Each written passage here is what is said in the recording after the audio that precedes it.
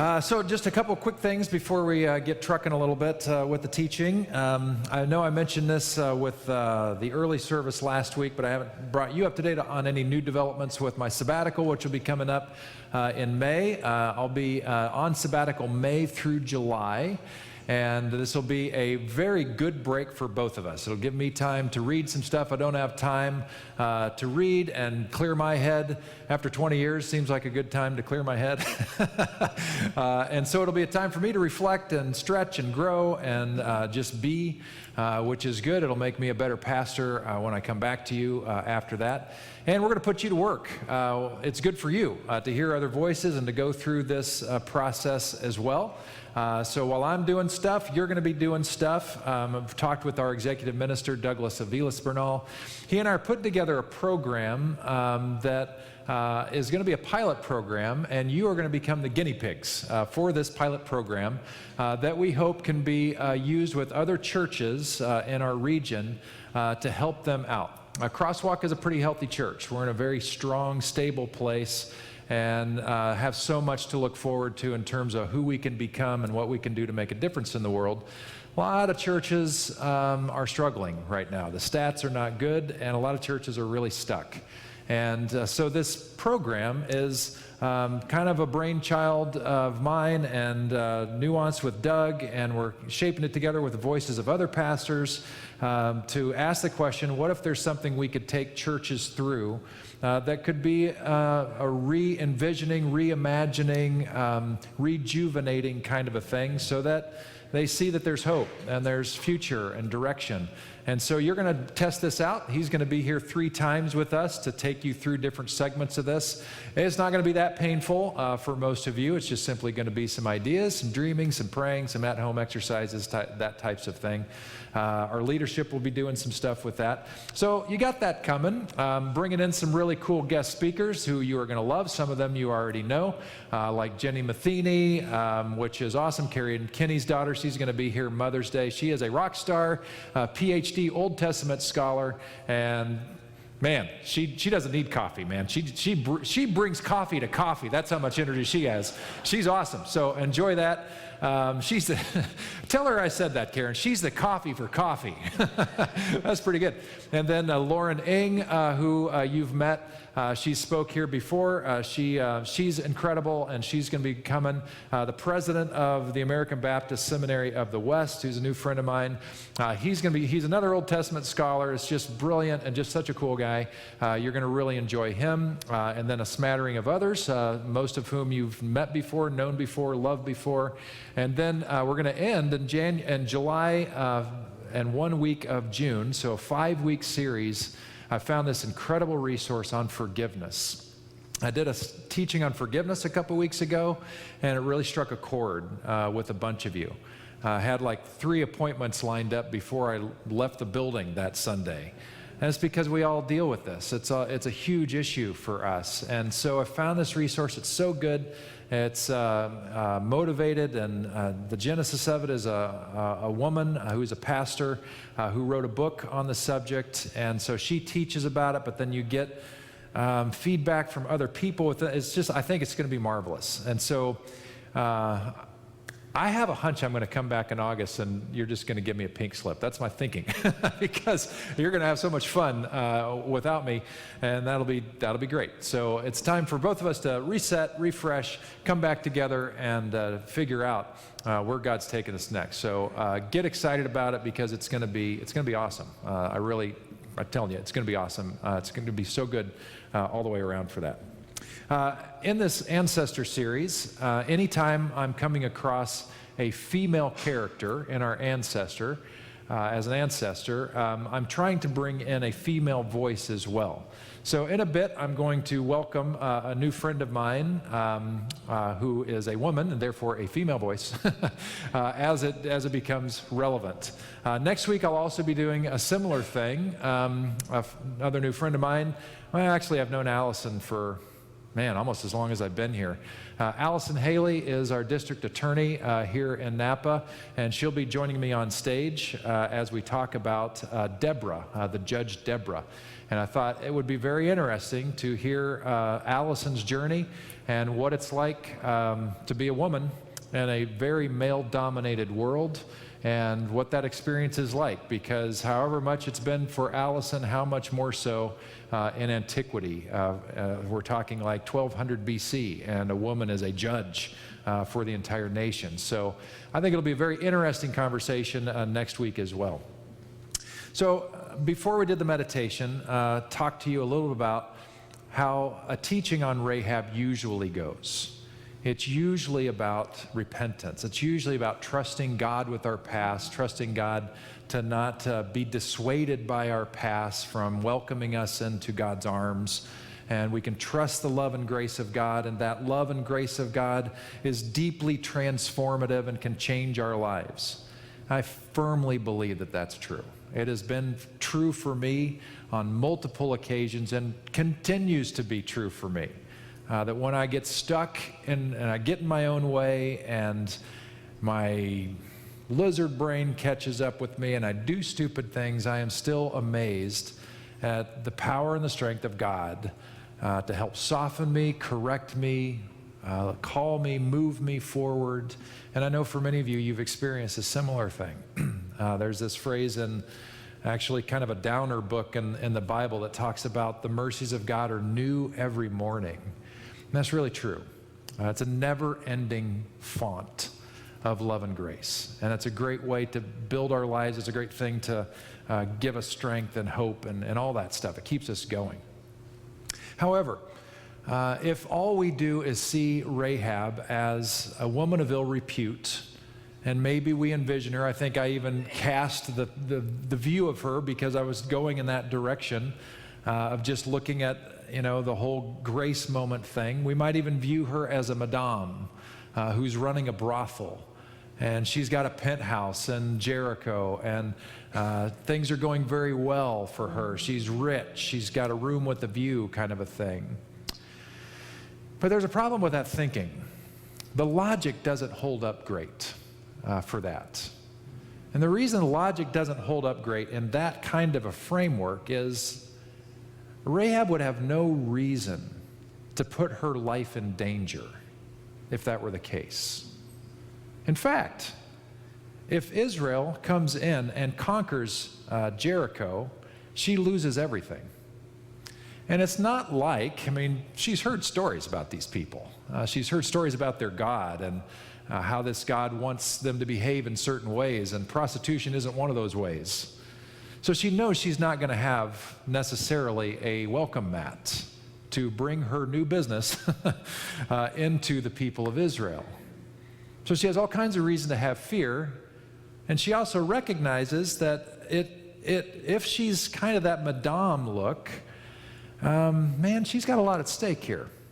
She's built a business, if we look at it that way. If we look at her in that frame, she's rich. She's servicing the elite of Jericho, if we let ourselves go in our imagination that way. The first thing she should do is turn in the spies to protect those walls, because they protect her as well. But I think if we look at it that way, we really don't see Rahab for who she most likely was. And we actually rob the story of its teeth and of a very deep resonance and relevance that it has for us today, all the way here in Napa, California. So one of the scholars that came across paints the picture quite differently. And he says, probably most readers of Joshua who reside in the so-called developed world or first world, when presented with the story of a prostitute, are apt to appropriate it primarily in moral terms. Prostitution is bad, and a prostitute is a morally reprehensible individual. So Rahab must be a questionable character. Thus, it is not surprising such an interpretation might conclude that she is a Canaanite. Remember, this is a hated group who comprised many of the people in the land that they were going to take. And in the end, never really better than the rest of her fellow Canaanites, because that's how the Jewish people felt about the Canaanites. Such an interpretive approach must be abandoned, however, because it fails to take into account the pre-industrial context and meaning of prostitution.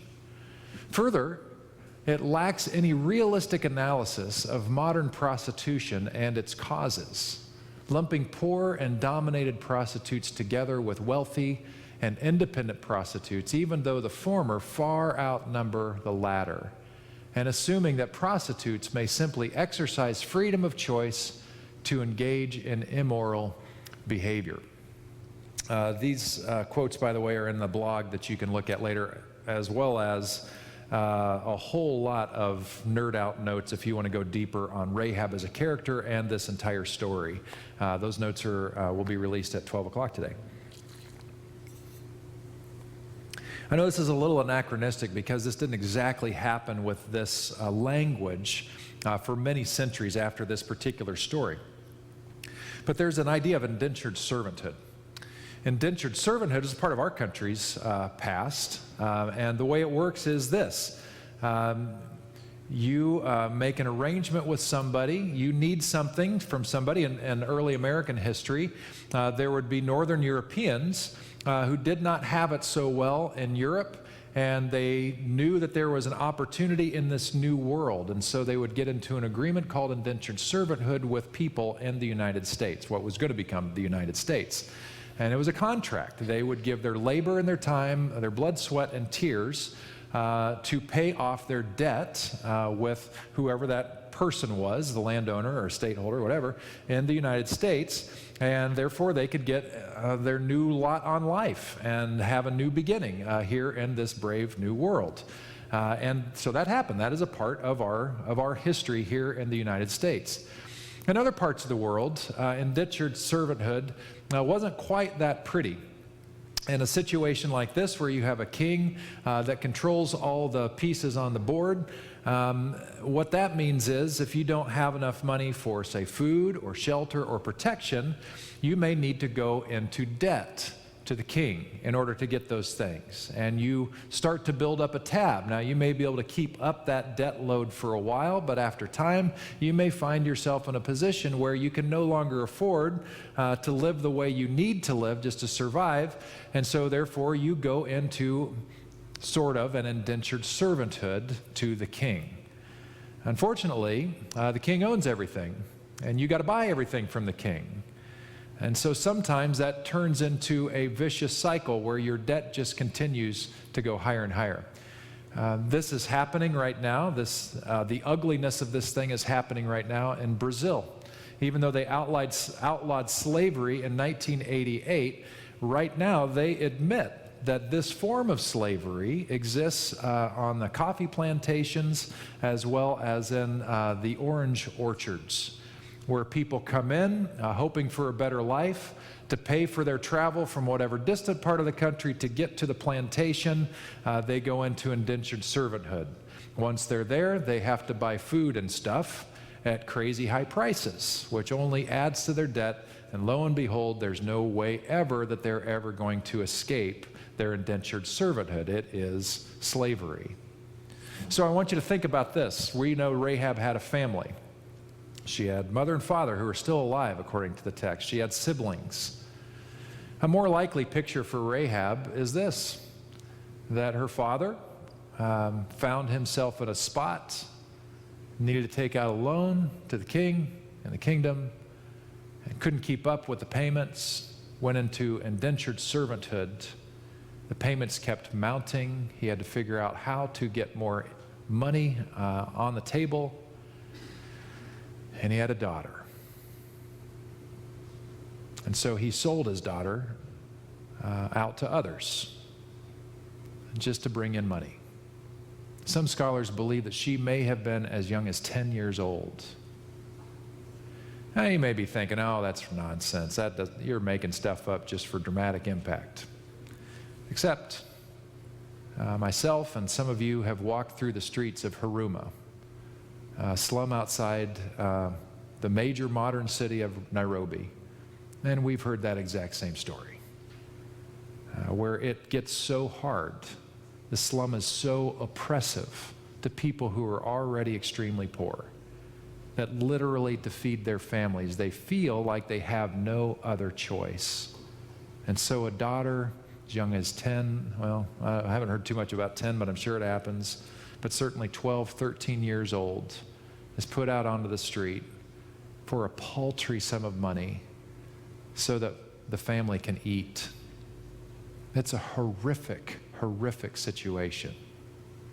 I think that is more likely the picture we have and that we need to have of Rahab. That she's a slave and she's got no way out. I mean,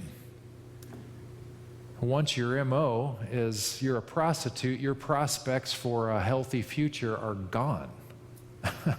You've got nothing. Your father couldn't protect you before. Your family couldn't protect you. Now there's nothing to protect you. You are at the mercy of how many clients you're going to serve.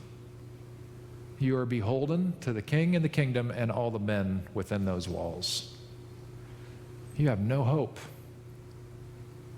But you've heard rumors around the water cooler about this people that seem to be coming as a mass. And you've heard the story that something is different about these people and about their God. You hear the stories that somehow, some way, they escaped Pharaoh's Egypt years and years ago. A superpower, super military power of their day. And these slaves somehow got away. And the message that was communicated was that this God that they serve is bigger than any one location, but seems to travel with them, and that God heard their cry as slaves. And that's why this God showed up for this Exodus event. There is a God out there, Rahab hears, that is on the side of the oppressed. Rahab is oppressed. She knows she has no hope in Jericho. She knows if the walls come down in Jericho, she'll be dead. Nobody will care. She knows if she stays alive, if Jericho keeps the walls up and maintains their defenses, she's still stuck. She's as good as dead inside the city walls.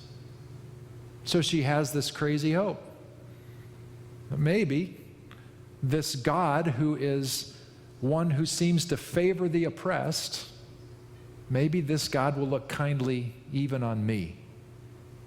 Maybe this God will hear my cries too. And so when the spies come, she takes an enormous risk. And she decides to give it a shot. And maybe in her logic, she's thinking, well, these spies are from these people who were formerly oppressed. They understand me. And if they're following a God who loves the oppressed, maybe they will follow in the footsteps of that God, and they will look kindly on the oppressed as well. And her bet paid off. Don't want to spoil the story for you, but Rahab survives. Well, I guess we already kind of talked about that. She has family that extend all the way to King David and Jesus. Pretty cool story. But I think that idea of understanding Rahab as the oppressed changes our tone here. We still have the God of grace who welcomes any and all with love and grace and a warm welcome. For sure, that is still there, but it also raises other questions for us today. As people of faith, who are people who claim to represent this God who still favors the oppressed and who looks out for the underdog. That's our role now. We're the spies, if you will. And we are the minority in the world, really. I mean, it's true. There may be a whole lot of people that believe in God. I mean, that seems to be almost universal. But in terms of actually mimicking or modeling after the footsteps of Jesus, actually letting that heart beat as ours and our hands and feet do the kinds of things, that's kind of unique. Purposefully looking out for the underdog. That's partly unique. And so have some questions that I think are worth asking. Like, how are we identifying modern Rahabs? If we are the people who serve a God who loves the oppressed and who hears their cry, how are we hearing those cries? Who are our modern Rahabs? How are we supporting them and welcoming them as the people of God, the people of a God who loves oppressed people? And what systems are perpetuating their oppression? I already talked about Faraha and Haruma and all that happens over in Africa. But we don't have to go too far to find these same systems that are right here. I'm absolutely certain that prostitution is a thing right here in Napa, and for the causes that Rahab experienced. I'm absolutely certain of that. Not because I've visited them, just to make that absolutely clear, but because it is a statistical reality. So I just want to clear that up. But it has to be true. In fact, I had a person, a crosswalker, in my naivete, she was talking about how she knew, from her interaction with different people groups and subgroups within our community, she absolutely knew that prostitution was alive and well in Napa. And I was like, really? And she's like, Pete, wake up, man. For all kinds of reasons, for money, for drugs, for whatever, it's here. And it happens. How are we seeing it? And what are we doing to respond as people of God who love oppressed people? We have a funny example that shows another level of oppression that we don't necessarily see right off.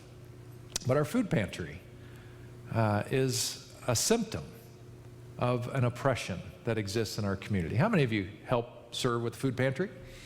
Yeah, a whole bunch of it. You guys are an amazing team. Every time this Tuesday is another food distribution, correct? This Tuesday? Yep, all right. And I know that somewhere around 70 to 80-ish families are going to get a week or two worth of food, which translates into, depending on family size, translates into about 1,000 meals are going to be doled out here. And the reason why is because the folks that we serve have more month than money. And they have to make a very difficult choice if we're not here. They and other food agencies around. They have to decide, do I want to pay for food, or do I want to pay my rent, or my utility bill, or my medications? For a lot of people, they are on that razor's edge. And we hear politicians talk about they're one hospital bill away from abject poverty, and well, yeah, that's what we see here. That is a reality here in Napa, and we do wonderful things for that. But as we celebrate the fact that we're responding to it, recognize that indicates there is a system that exists. There is a bigger problem here in lush, extremely wealthy Napa that coexists with all of that tourism and all of that international glory of people struggling just to make it. Because housing is so expensive, because life is so expensive, and wages for many people just aren't enough. That's one of those things. How do we understand the plight of those who are in that kind of a space? Homelessness. We know that that's a thing that is another example of a system problem. We hosted a film here at Crosswalk last month that was a documentary trying to help educate on what homelessness really is.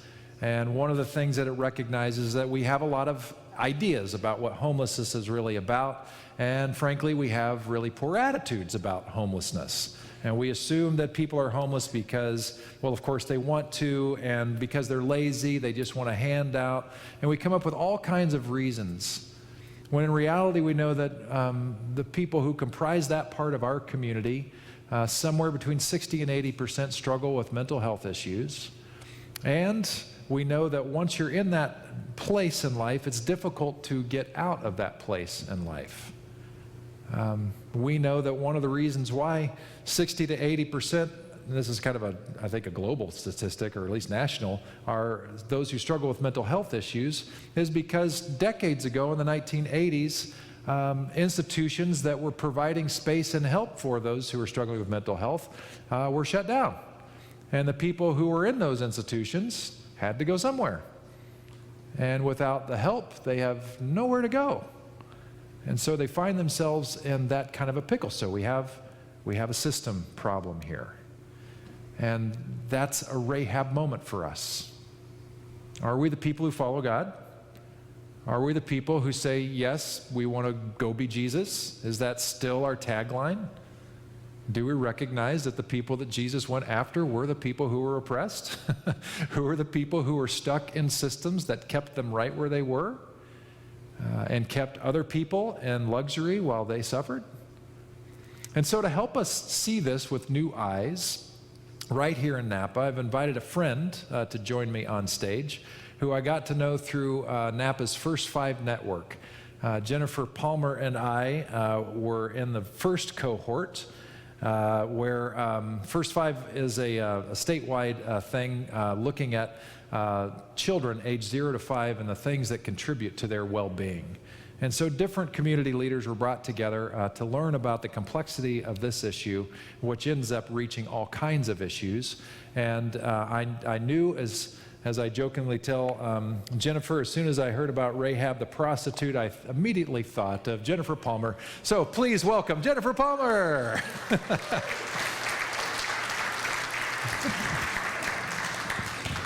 There you are, and welcome.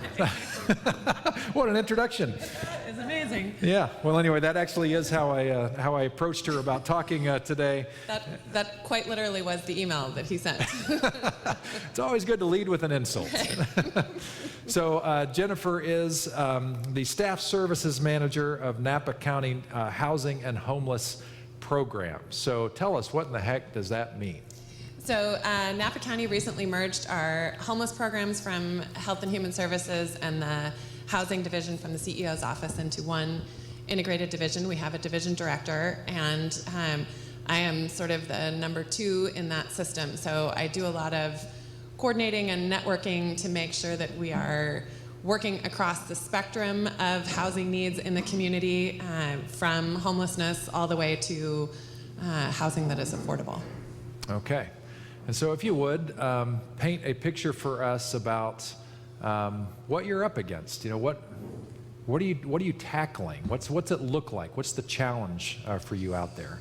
So in Napa, our homeless point-in-time count, which is a one night in January count where we literally go and assess how many folks are experiencing homelessness, and this happens across the country.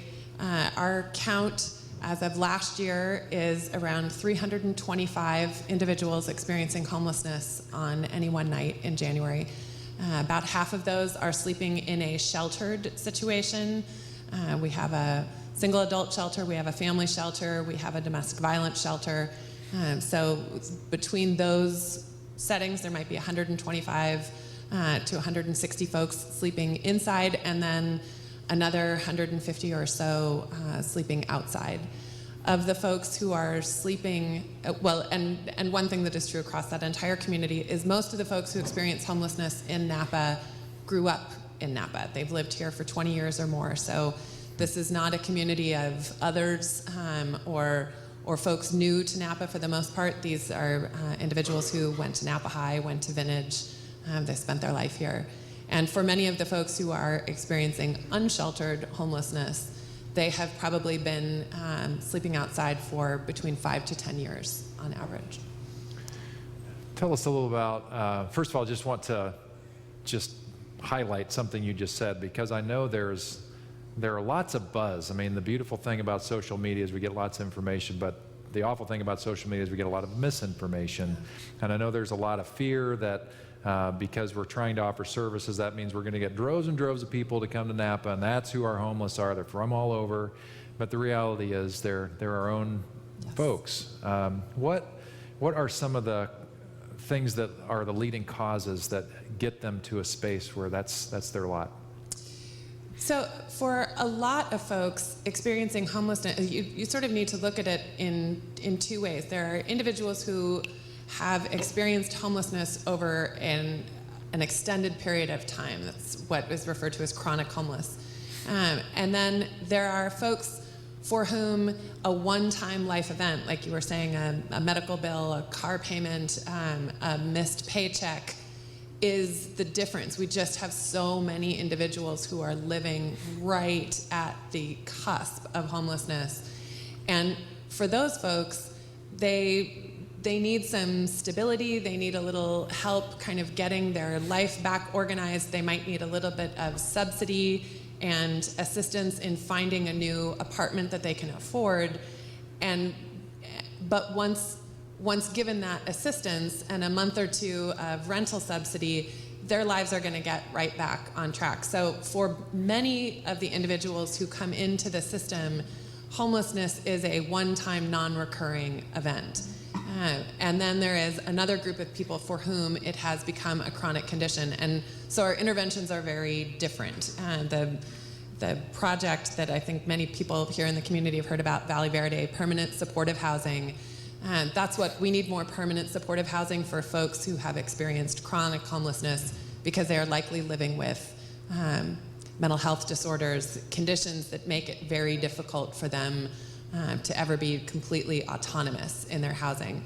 But for a great many of the folks who are coming through our system, they just need a short-term amount of assistance to get their lives restabilized. So I heard you say short-term several times there. So we're not talking about a long-term sucking off the government, but they really do just need the help over the hump for a short period of time. How short a period of time for a lot of these folks? For most, it is between 2 to 6 months. And that's it. And it usually is a slow tapering down of the amount of assistance. So it might start out a little higher if someone lost a job. They might need to get into an apartment, and then they are working with case managers who are helping them reconnect to employment, getting credit repaired, getting them stabilized that way. And so as their income is going back up, the subsidies are going back down, and eventually they take over their own rent. Okay. So with your role, you have certainly been aware of the Valley Verde Heritage House development coming in. Yes. Just out of curiosity, what do you think those are good ideas? And if you think they're good ideas, why do you think they're good ideas? So I think they are great ideas. As you mentioned, 30 years ago, we had other systems of care in place for folks who were experiencing severe mental health issues. And people need a safe place to be. They need shelter in order for the rest of their lives to be stable. And it is more expensive for us to care for these individuals in shelter and with police response and in the ER than it is to provide some housing and some case management and a little community compassion that allows folks to live with dignity and a measure of independence, but also with the kind of stability that allows them to take care of themselves in a more proactive way. Okay, all right. And they're two distinct projects, but they're related to each other, and one is more on the services side, a little stronger. The Heritage House is a little more on that side. Yep. Yeah. Okay. All right. And tell us a little about food insecurity, because I know that's part of your thing too. Just describe what you're up against with that. What's it look like? How does it play out in Napa? Sure. So food insecurity as a project came about through with a team of folks that I was working on. We were looking at what could we do in housing for the folks not yet experiencing homelessness. So that exact group of people who are one paycheck, one car payment, one medical bill away from homelessness. And one of the struggles with housing is it takes a long time to build, it's really expensive, it's hard for individual citizens to get involved other than how we support our elected officials. And we were really trying to figure out how could we invite community in to an immediate solution for housing. And we looked at access to low and no cost food as a way of lowering the cost of living for residents who were on this cusp of homelessness. And we found in Napa that there is actually an abundance of food. The food bank has a ton of food. There's a produce giveaway that is occurring every Friday in different locations because of food that was just going to expire at the food bank. They have so much, and yet we have folks who can't make it through the month without needing food distribution. And so we've gotten engaged in food insecurity and lowering barriers to access for low and no cost food because it's something that every one of us can get very immediately involved in, and it is a very immediate way of changing the household economics for the individuals who receive the food. A week of groceries is a couple $100s, and that can often be the difference between a make or break for families. Yeah. And tell us a little about like school lunch programs. Are any children food insecure, and how does that play out in the school system? So in Napa County, we have more than 8,500 students just in the Napa Valley Unified School District. So this is not a Napa County-wide, this is just in Napa Valley Unified. 8,500 students who qualify for free and reduced meals every day. And what that means is most likely those students, that is their primary meal for the day, is coming through the school district. We also have hundreds of individuals, older adults, and individuals experiencing disabilities who receive Meals on Wheels every day through either a congregate care facility or a home-delivered meal. And on the child side, I think that what Pete and I were talking about earlier is the long-term impact of children who experience food insecurity is related to their ability to learn. It's really tough to get anything out of school if you're sitting there on an empty belly, or if the only breakfast that you had access to was a high sugar carb bomb. And teachers will tell you that is one of the things that they struggle with in a classroom in terms of being able to manage behavior and energy levels and all of that, is if you have hungry students, that's just such a primary need. It's hard for them to focus on anything else. So increasing access to high quality food in the community for our students has been a real thrust of some very important work that's happened at NVUSD over the last couple years, and also happens at Valley as well. You know, as I hear about that, I mean, I know what school lunch programs are, and it takes me back to our work in Rahab, you know, that we went to the school and there was no food program. They had the vision for a school, and the kids were doing terribly academically, and they'd go home at lunch break and not come back. And then so we started the feeding initiative over there, and immediately all the test scores come up.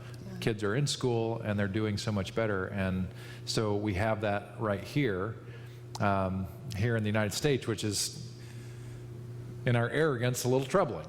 You know what I mean? I mean, what's the deal with that, and how do we feel about that? So that's a little uncomfortable feeling for us. And I wonder, and I know that probably the math on providing a school lunch, which is a subsidy, means the government is paying for that out of our tax dollars, I'm sure the numbers on funding that in a proactive way probably is a pittance compared to what would happen if we didn't. You know what I mean? Yeah.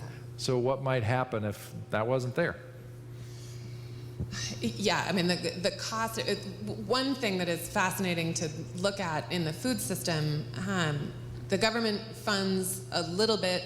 I mean, it is a pittance how much money comes into the school district for food, but it is some of the only money that comes into the community for emergency food distribution. That things like your food bank, here in Napa, the food bank doesn't receive federal funding, it doesn't receive state funding.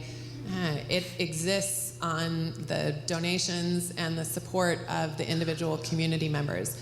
And that was a shocking thing for me to learn. I just always assumed that, of course, something as essential as food would be would receive funding. And our food bank, Shirley King, the director of our food bank, is she is a heroic individual for what she's able to accomplish on almost no staff, because they perpetually do not have enough money to do it.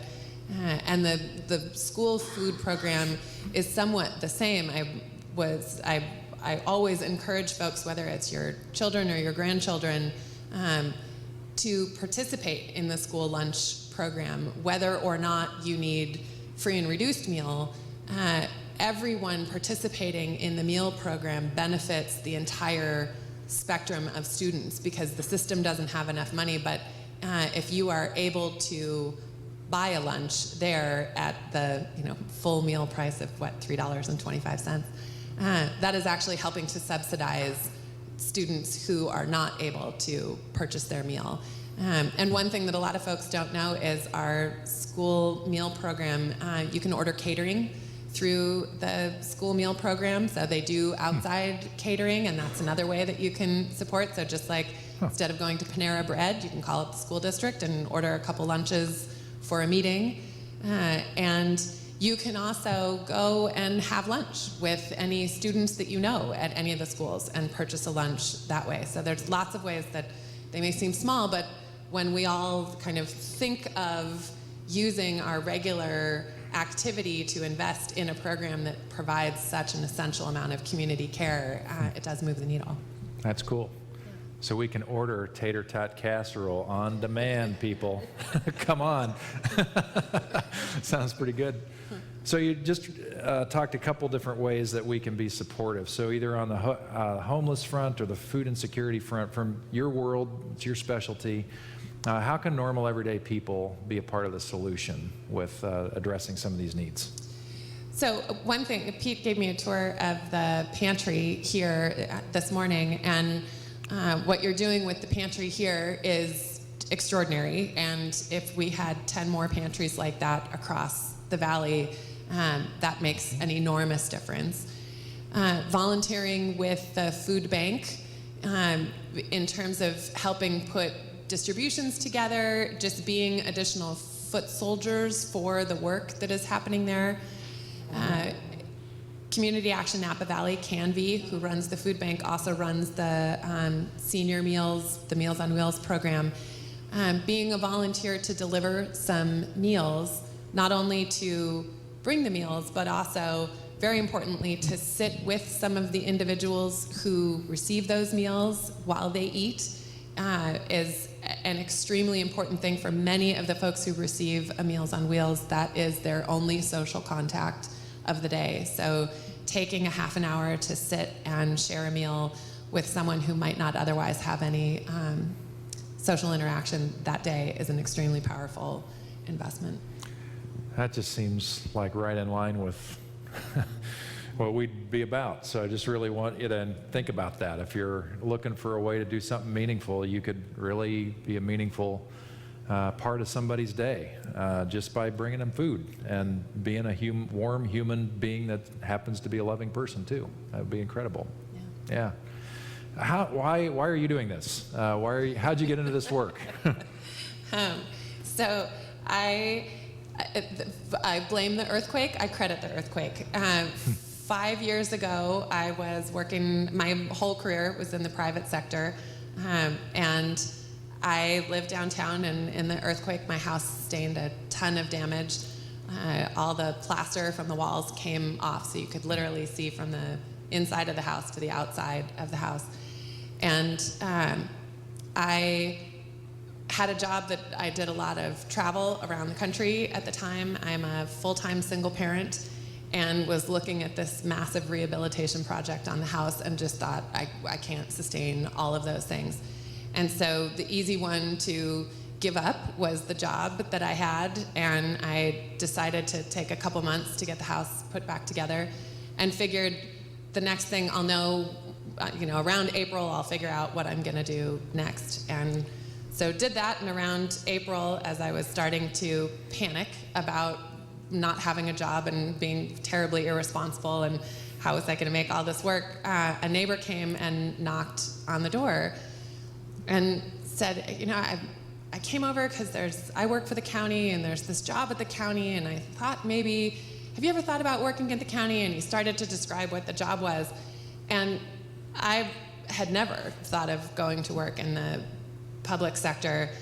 And I remember not even really paying attention to the job that he was describing, but being very aware that, oh my gosh, this thing just came and knocked on my door. I think this is the thing that I'm supposed to do next. And so that was how I arrived at the county, and I've worked in public health and now in housing and homeless programs. And I marvel at the trajectory of it. I didn't have any background in public health before I started that job. I certainly didn't have any background in housing and homeless programs, but I, during my own crisis with the earthquake, was so supported by my community and the response that I had that I feel like my connection to the work that I do right now is a real desire to be a part of this community, to give back, and it is a privilege every day to get to do what I do. That's awesome. Yeah, and that flows through you.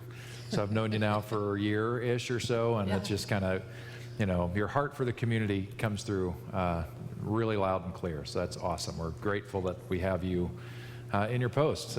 Sometimes we think about government and people who are pulling the strings, and you have bad attitudes, and what do they know? And but here you are, thoughtful, heart-forward person that is really being thoughtful in what you're doing. In fact, we didn't really go here, but you guys got a pretty awesome grant, and then you figured out that really wasn't going to be the solution that you got the grant for, and so you clued in the grantor and said, we can't use this money for this because we don't think we should do that, which was just, that's such a noble thing. We think about how, well, you just take the money because it's such a big chunk of money, but you guys didn't do that. And it ended up where they were gracious and are like, well, go figure out what makes it work. And that was a courageous move on your part, but so responsible and all that. So thank you for that. And I know personally, I know you've got a 16-year-old son, Douglas. Yes. So you are a parent of a teenage young man. Turkey. Right. Been there. All right. So I understand that.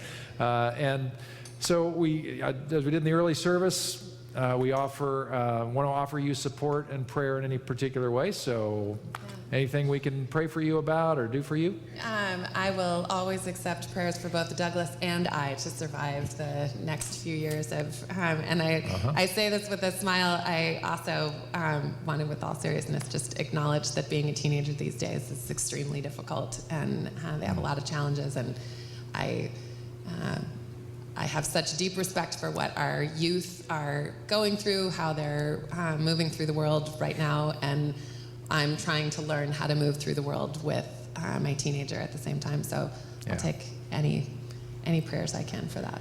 Yeah, it is a much more complex world than what I certainly grew up with, for sure. Yeah. For sure. Okay. Can I put my hand on your shoulder just because it's the official prayer pose? Will you pray with me? So God, the story of Rahab, I pray that your Spirit would give us fresh eyes on this story and realize that the story is right here among us. It's with us. Rahab is all around us and is crying out. And we can do something about that as your people, to listen, to be sensitive to how we might come alongside, to donate our time, our money, whatever that might be. So I pray that we really will be your people, and that will represent your heart really well. Your heart that we celebrate of love and grace that has done so much for so many of us. May it translate into hands and feet and reshaped attitudes. May we be mouthpieces in our community for compassion, to take away some of the sting of the judgment that exists. May we be a part of anti-stigma that's associated with complex problems, and may we be a people, a voice that doesn't accept simple solutions for problems of such complexity. So may your Spirit do that in our midst, and may we be reminded all the way that you're the God who hears the cry of the oppressed, and we need to also. I prayed for Jennifer and her son Douglas. I thank you for her life. I thank you for her journey, of which I know just a bit. I thank you that she has prevailed even through challenges of earthquakes and other things, and now is knee-deep in the challenge of raising a teenage boy. And I pray for her strength, pray for her wisdom, pray that she'll remain centered and mindful, that she will, above all, lead with love toward her son, which I know is so natural for her. I pray for Douglas, that he will have ears to hear the love that is undoubtedly so strongly pronounced, both in words and deed. I pray that he will have an uncommon wisdom for a 16-year-old, that when he is faced with very complex decisions that are tugging on his self-esteem, on his popularity, on this, that, and the other, I pray that somewhere in there your voice will speak to him and give him clear direction on what is healthiest and best for his life. So pray for them both in this wonderful, challenging stage, and pray that they will do it together and will remain tight as a family as they march forward together. Thank you again for Jennifer. May you bless her in her role and strengthen her and give her wisdom and clarity as she carries out this very, very important task for our community. And let her know that you are behind her and we are behind her as her new friends. I ask this in Jesus' name. Amen. Please thank Jennifer for coming. Thank you so much. That was awesome. So she was terrified to come speak today because she's so lousy at it. So I can't wait to see how she improves in her years ahead. Thank you so much for coming to Crosswalk today. We hope you had a great experience. We will see you next Sunday. Thanks for coming.